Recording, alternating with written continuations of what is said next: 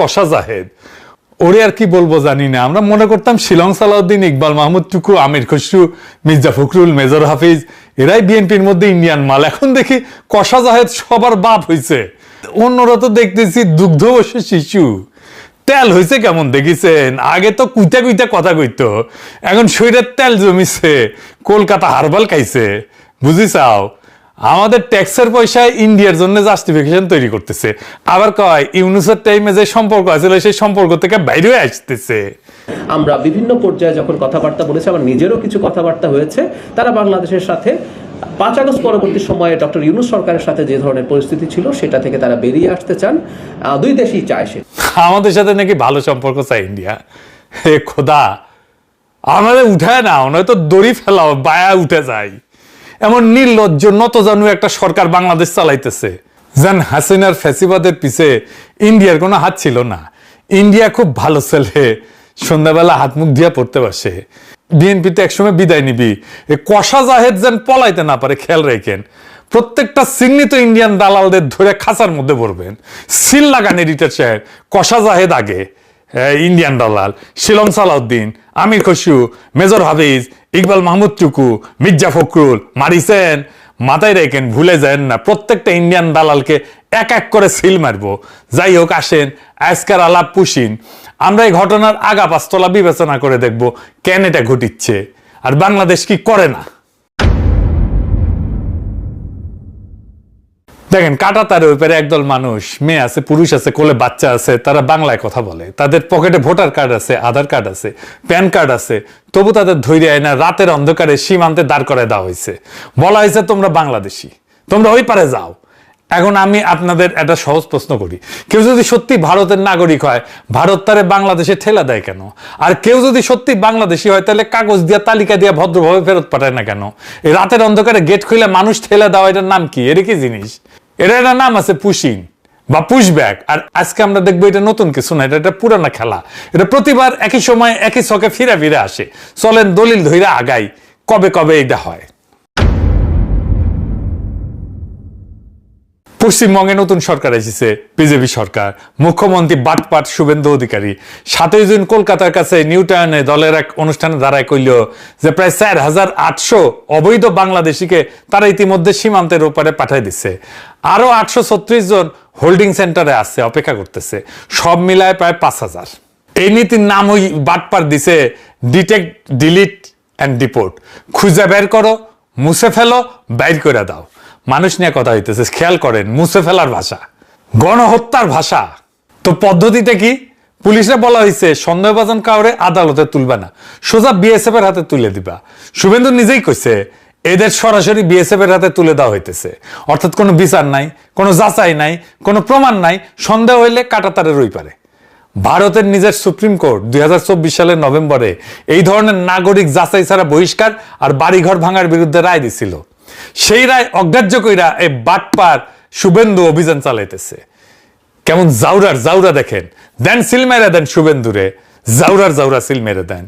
এবার বুঝেছেন কষা জাহেদ আর শুভেন্দু যে মেলায় হারায় যাওয়া দুই ভাইটা একসাথে দেখান এডিটর সাহেব। আবার সিল মারেন দুইটার উপরে, মেলায় হারায় যাওয়া দুই ভাই। আর সীমান্তে কি হইতেছে? কোচবিহার, পঞ্চগড়, ঠাকুরগাঁও, একের পর এক জায়গায়, বিভিন্ন জায়গায় বিজিবি এই পুশিন আটকায় দিতেছে। জুনের শুরু থেকে অন্তত 20টা পুশিনের চেষ্টা হয়েছে, কয়েকশো মানুষকে নিয়ে। কোচবিহারে মেখলিগঞ্জে এক রাতে 40 জন জিরো লাইনে আটকা পড়েছিল, দুই দেশের মাঝখানে। এবার দেখি পুশিন জিনিসটা আসলে কি। পুশিন বা আর আইনি ফেরত পাঠানো বা ডিপোর্ট দুইটা সম্পূর্ণ আলাদা জিনিস। আইনি ফেরত পাঠানোতে কি হয়? নাম, ধাম, পরিচয় যাচাই হয়, অন্য দেশে আগে জানানো হয়, নির্দিষ্ট চেকপোস্ট দিয়ে হস্তান্তর হয়, দুই দেশ রাজি হয়। এটা একটা স্বীকৃত আন্তর্জাতিক আইন। আর পুশিনের কিছুই হয় না, রাতের আধারে কাঁটাতারের গেট খুলে মানুষ ঠেলে দেওয়া হয়। আন্তর্জাতিক আইনে এর একটা নাম আছে, কালেকটিভ এক্সপালশন, গণবহিষ্কার। আর এটা বেআইনি। পুশিন আর সীমান্ত হত্যা দুটোই বিচার বহির্ভূত কাজ। দেশীয় এবং আন্তর্জাতিক দুই আইনই ভাঙে। আর জোর কইরা ঠেলে দেওয়া হতভাগ্যদের বাংলাদেশে অনুপ্রবেশকারী বলে চালানো হয়, প্রমাণ ছাড়াই। কিন্তু বাস্তবে ধরা পড়ে কারা? বিজেপির হিসাব অনুযায়ী 2025 সালের মে থেকে 2026 জানুয়ারি পর্যন্ত অন্তত 2303 জনকে পুশিং করা হয়েছে। এর মধ্যে 126 জন ভারতীয় নাগরিক, 38 জন মিয়ানমারের নাগরিক। বুঝলেন তো, যাদের বাংলাদেশে বলে ঠেলে দেওয়া হইতেছে তাদের ভেতরে ভারতের নিজেদের নাগরিক আছে, এমনকি মায়ানমারের মানুষ আছে। এরা পশ্চিমবঙ্গ আর আসামের বাংলাভাষী মুসলিম। এদের একমাত্র অপরাধ তারা বাংলায় কথা বলে। আর কষা জাহেদ বলে ইচ্ছা করে পাঠাইতেছে না ইন্ডিয়া। কিরকম জাউরার জাউরা দেখেন। এটা বলে নতুন না, এটা একটা ইতিহাস, এটা একটা প্যাটার্ন। কেমন ইতিহাস? আপনাদের নিয়ে যাব 2003 সালে সাতগাছি, কোচবিহার, মাথাভাঙ্গা থানা। 2003 সালের ফেব্রুয়ারি 213 জন মানুষকে জিরো লাইনে আটকে রাখা হইল। এরা ছিল মূলত সাপুরে সম্প্রদায়ের মানুষ। এর ভিতরে 80 জন বাচ্চা আর 65 থেকে 68 জন নারী।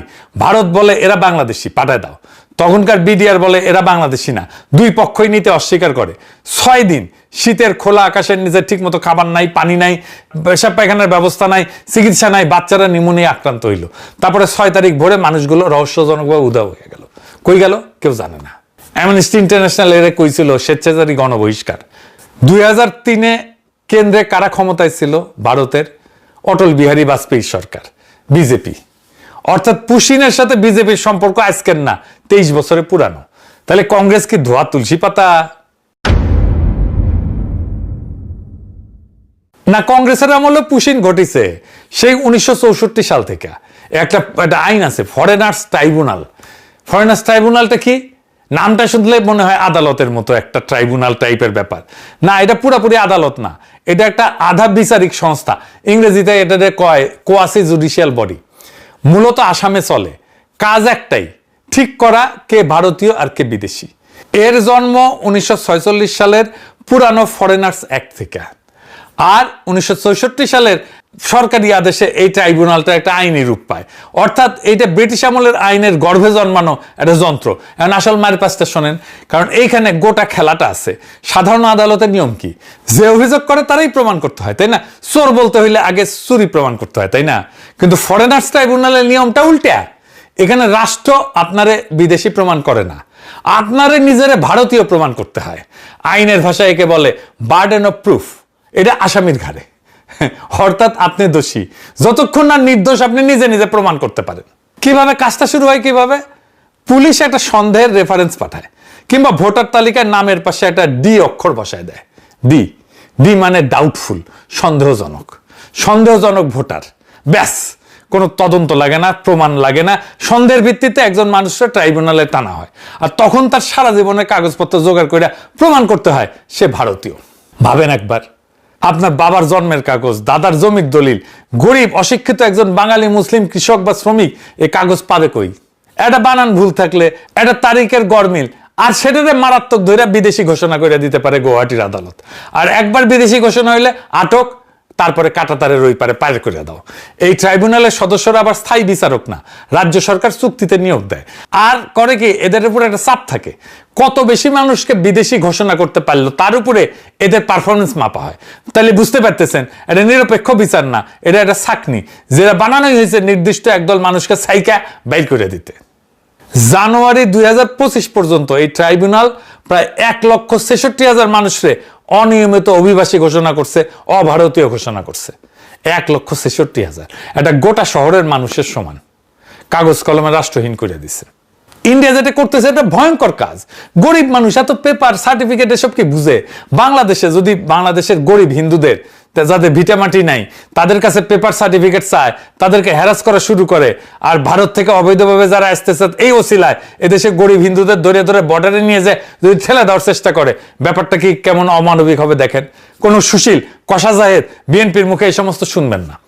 কোন আন্তর্জাতিক মিডিয়াতে এই সমস্ত কিছু পাবেন না। কোন মুসলিম দেশ এই কাজ করলে দেখতেন সবাইকে আউকাউ লাগাই দিত। কিন্তু একটা মজার জিনিস কি জানেন? আওয়ামী লীগ ক্ষমতায় থাকলে পুশিন হয় না। কেমনে? ইন্ডিয়া 1980-র দশক থেকে হাজার হাজার মানুষকে পুশব্যাক করে আসতেছে। ক্ষমতায় কে? এরশাদ আর জিয়া। 2003-এর বড় হয় পুশিন। ঢাকায় তখন কে ক্ষমতায়? খালেদা জিয়ার সরকার। আর এখন 2026 আওয়ামী লীগের আমলে একটাও পুশব্যাক হয় না। এর সাথে মিলান শান্তি বাহিনী কখন হয়? যখন আওয়ামী লীগ ক্ষমতায় থাকে না। এটা কি নিছক কাকতালীয় ব্যাপার? আওয়ামী লীগ ক্ষমতায় থাকলে দিল্লি পুশিন এড়ায় চলে, কারণ এতে বন্ধু সরকার বিব্রত হয়। আর আওয়ামী লীগ না থাকলে দিল্লি খরচ কমে যায়, তখন ঢাকা শত্রু হইয়া যায়, চাপে রাখা যায়, আবার ভিতরে হিন্দুত্ববাদী ভোট চাঙ্গা করা যায়। এক ঢিলে দুই পাখি। হিউম্যান রাইটস ওয়াচ নিজেই বলছে পশ্চিমবঙ্গ আর আসামের নির্বাচনের আগে রাজনৈতিক ফায়দার জন্য এই অভিযান জোরদার করা হয়েছে। এইবার আসেন দেখি ইন্ডিয়ার যে যুক্তি, এটার জাউরামু, আর লুথার কিং এর সরকারের বাগাড়ম্বরটা দেখি। পশ্চিমবঙ্গে বিজেপি জিতলো, তার পরের দিন 5ই মে বাংলাদেশের পররাষ্ট্রমন্ত্রী রজার খলিল কইল যে পশ্চিমবঙ্গে ক্ষমতা বদলের পর পুশিন ঘটলে বাংলাদেশ ব্যবস্থা নেবে। করা কথা। হ্যাঁ, হুমায়ুন কবির পররাষ্ট্র উপদেষ্টা ও কইল যে সীমান্তে মানুষ মারা হইলে বা ঠেলে দেওয়া হইলে আমরা বৈশা বৈশা দেখব না। ওরে বাবা রে, হ্যাঁ, তালেবর হ্যাডোমের। হ্যাঁ, আর কষা জাহেদ কয় সম্পর্ক মেরামত করবে, প্রতিরোধের কূটনীতিও করবে, আবার সম্পর্কের মেরামতের কূটনীতি করবে। দুইটি একসাথে চলে না। সরকার পুশিন নিয়ে তো বসে আছে, তো পুশিন তো করতেছে নানা জায়গা থেকে। বসে আছিস কেন হারামজাদা, মাদার আছিস কেন? ইন্ডিয়ান হাই কমিশনারকে দায়িকায় জিজ্ঞেস করা দরকার ছিল এসব কি হইতেছে। জাতিসংঘে দৌড়াদৌড়ি করতেছে না কেন? হ্যাঁ, দোভালরে তো রজার খলিল দাওয়াত দেয়, ইন্ডিয়া গিয়ে নায়র খেয়ে আসলো সবাই মিলে, আবার কয় বৈশা থাকবো না। জাউরামির সীমা পরিসীমা নাই, ফাউলের ফাউল। বাংলাদেশে 8,500 অবৈধ ইন্ডিয়ান আছে, পাশায় লাথি দিয়ে বাইর করে দেওয়া হচ্ছে না কেন? এদের জন্য ডিটেনশন সেন্টার বানানো হইতেছে না?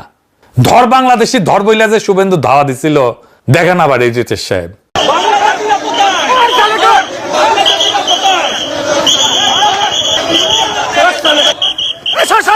সব বাংলাদেশি মুসলমান, সব বাংলাদেশি মুসলমান, হিন্দু।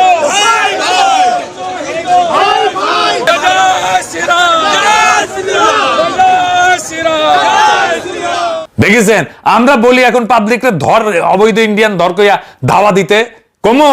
ওই আবার জাতিসংঘে নাকি রজার খলিল কিবা হইছে, বাংলাদেশের সফট পাওয়ার নাকি আকাশে উঠিছে। হ্যাঁ, তো জাতিসংঘে যায় কিছু করে না কেন? জাতিসংঘের একটা নীতি আছে, এটা ফ্রেঞ্চ শব্দ, নন রিফুলম নাম। যাচাই ছাড়া বিচার ছাড়া কাউরে জোর করে সীমান্তের ওপারে ঠেলা যায় না। এটার মানে হইতেছে আইন, এটা আন্তর্জাতিক প্রথাগত আইন। জাতিসংঘের মানবাধিকার পরিষদে বাংলাদেশ চাইলে এই ইস্যু তুলতে পারতো, তোলে নাই কেন? কিছুই করে না কেন? আর কয় বৈশা থাকবো না। হ্যাডোমের জাউরা। এখন আসেন যুক্তির কথায় আসি। ইন্ডিয়া বলে লক্ষ লক্ষ বাংলাদেশি কাজের খোঁজে ভারতে ঢুকতেছে। আচ্ছা, ঢুকবে কেন? মানুষ তো গরিব জায়গা থেকে ধনী জায়গায় যায়। বাংলাদেশ কি ভারতের এই সীমান্তবর্তী রাজ্যগুলোর চাইতে গরিব? আসেন সংখ্যায় দেখি। বাংলাদেশের মাথাপিছু জিডিপি এখন $2,500 থেকে $2,600। এই সংখ্যাটা মাথায় রাখেন। এবার সীমান্তের ওপারে তাকান, পশ্চিমবঙ্গ, পূর্ব ভারতের সবচেয়ে উন্নত রাজ্য, যেটা গর্ব কইরা দেখায়, তাদের মাথাপিছু জিডিপি কত? প্রায় $2,100, মানে বাংলাদেশের চেয়ে নিচে। আর বিহার ভারতের সবচেয়ে গরিব রাজ্য, মাত্র $1,100 ঘরে, বাংলাদেশের প্রায় অর্ধেক। এই বিহার থেকে কিন্তু সবচেয়ে বেশি শ্রমিক যায় সারা ভারতে ছড়ায় পড়ে। বাংলাদেশের সীমান্তে ভারতের যে রাজ্যগুলো, সে রাজ্যগুলো তো সবচেয়ে গরিব। কোন দুঃখে বাংলাদেশ থেকে কেউ পশ্চিমবঙ্গ বা আসামে যাবে বা বিহারে যাবে? যাদের ধরা হয়েছে তারা কই কাজ করতো? হিউম্যান রাইটস ওয়াচ বলতেছে এরা পশ্চিমবঙ্গ থেকে কাজের খোঁজে গুজরাট, মহারাষ্ট্র, রাজস্থান, উত্তরপ্রদেশ, ওড়িশা, দিল্লিতে যাওয়া বাঙালি মুসলিম। তো গুজরাট, মহারাষ্ট্র এগুলো তো ধনী এলাকা, শিল্পোন্নত রাজ্য, অর্থাৎ শ্রমিকেরা ধনী রাজ্যে যাইতেছে গরিব রাজ্য থেকে, আর সেখানে ধরা পড়তেছে।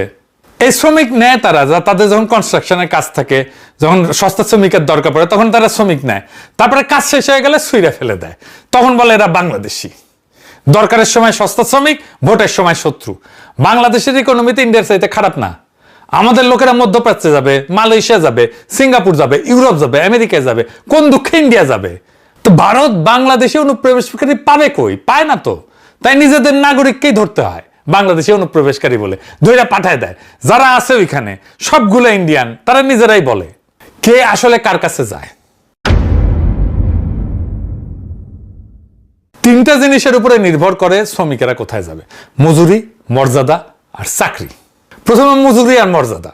বাংলাদেশে একজন রিক্সা চালক দিনে ভালো রোজগার করে, নগদ প্রত্যেক দিন হাতে, কোনো বস নাই, কোনো বিশেষ দক্ষতা লাগে না। একটা গবেষণা বলতেছে ঢাকা একজন রিক্সা চালকের আয় গার্মেন্টসের ন্যূনতম মজুরির প্রায় 5 গুণ হইতে পারে, এমনকি একজন পুলিশ কনস্টেবলের চাইতেও বেশি। তো এটা তো স্যার টাকা না, এটা একটা স্বাধীনতা। একজন তরুণ চালক গবেষকরা বলছিল মাসে 15,000 টাকা, এটা তো সরকারি চাকরির বেতনের মতো।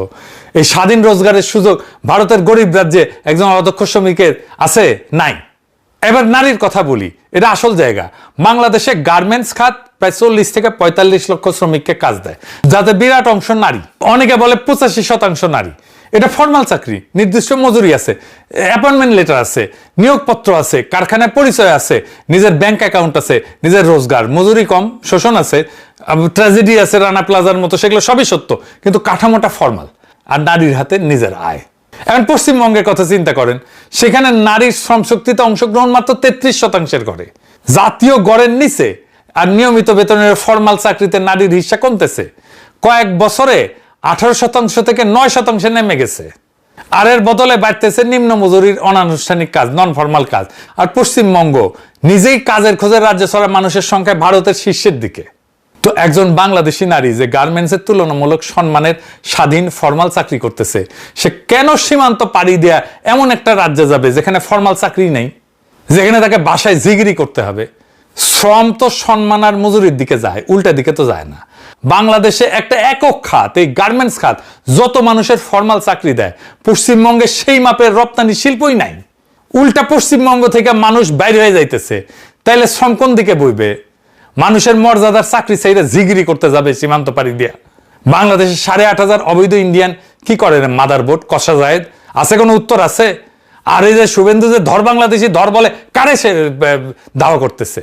এই পুশিন কোনো বিচ্ছিন্ন ঘটনা না, এটা ভারতের ভেতরের ভোটের রাজনীতি আর আঞ্চলিক দাদাগিরির একটা পুরানো হাতিয়ার। সেই 1980 থেকে